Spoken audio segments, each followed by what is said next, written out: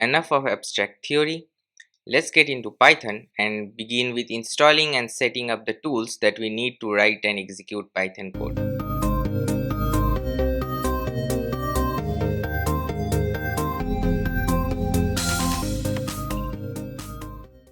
So I will start with macOS and then I will also demonstrate how to do this for Linux and as well as Windows. So to start, we open up our browser, say the default one, Safari, and we write python.org. Okay, python.org. This is the official website of Python. If you click on downloads, it will automatically detect which operating system you are on, and then it will provide you a simple download link. Of course, if you are in the wrong operating system, then you can choose your right operating system from here, and then we will discuss how to do that next. Okay, so let's assume you are on macOS and you simply click download Python and it starts downloading. As soon as the download is done, you go here and simply double click on this. Okay, and when you double click, this window pops up. Now all you have to do is click on continue, and then this is a readme agreement which I really suggest you read, but you can simply ignore because this is standard boilerplate. Okay, and then you can click on continue. You read the license, which is really long. I will simply skip by clicking on continue and I will agree to the terms of the license, and then it will ask me to select the installation type. So I will simply click install, and this is something that I wanted to show. If you are using the only user in your macOS, then this pop-up will not show up for you.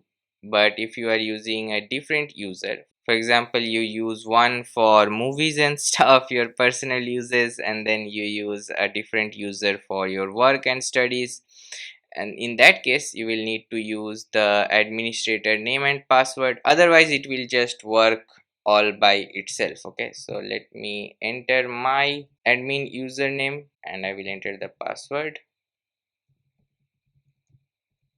and I will simply click install software and it will do everything for me. So I will move it to the side just to show that a window pops up.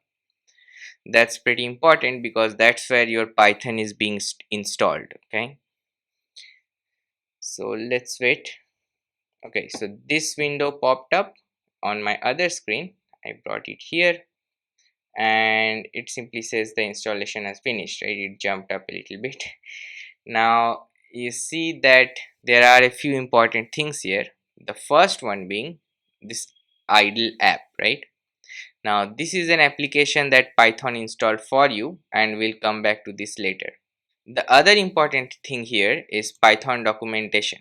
This is an offline documentation that comes inbuilt with Python. Now if you go there, it will open HTML page for you regardless of if you have internet or not, and here you can read a lot about Python, anything you want. For example, you can see what's new in Python 3.9, how to install modules, and there is a very nice tutorial here which is, well, pretty long, right? But everything you need to know about Python is given here.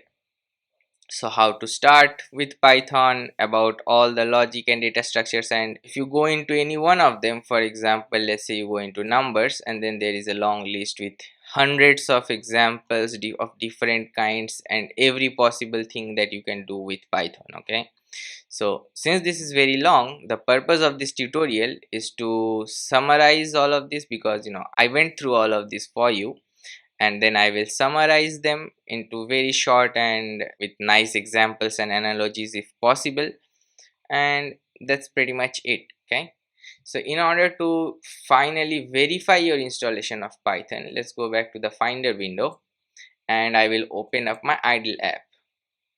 Okay, so it opened in a different window. Let me bring it up here. Okay, so if you see something like this, then you can be sure that everything works properly. Just to be extra sure, I will write something like 2.2 plus 2 and it gives me 4. So it's not branded, it's okay. So that's all about Python installation in macOS. Thank you for joining. See you in the next video.